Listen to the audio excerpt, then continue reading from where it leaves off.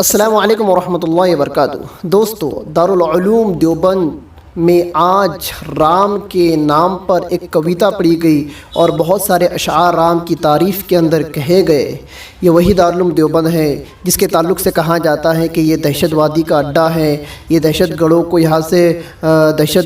यहाँ से ट्रेनिंग मिलती है और न जाने कैसे कैसे बेतुके अल्फाज दारुल उलूम देवबंद के ख़िलाफ़ आजकल मीडिया वाले इस्तेमाल करते हैं। लेकिन वही दारुल उलूम देवबंद जब राम के ताल्लुक़ से कुछ कहता है तो क्या कहता है, आइए इस वीडियो के अंदर समाअत फरमाइए। जी हाँ दोस्तों, आज जुमा की नमाज के बाद तबरेज़ अंसारी की हत्या और मॉब लिंचिंग के ख़िलाफ़ एक मुज़ाहरा किया गया जिसमें बहुत सारे तलबा ने और बहुत सारे मुसलमानों ने शिरकत की। बहुत सारे उलमा इकराम के उसमें बयानात हुए और बयानात के अंदर जो बातें कही गई उन बातों का एक हिस्सा ये था कि राम जो आए थे ये उल्फत बांटने आए थे, राम इंसाफ करने वाले थे, राम किसी का खून बहाने वाले नहीं थे।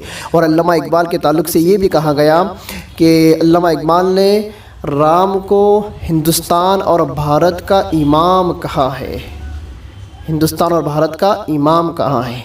आइए दोस्तों सुनते हैं उस रीली के अंदर क्या बयान हुआ और राम के ताल्लुक़ से कौन सी कविता और कौन से अशआर पढ़े गए। आइए सुनते हैं।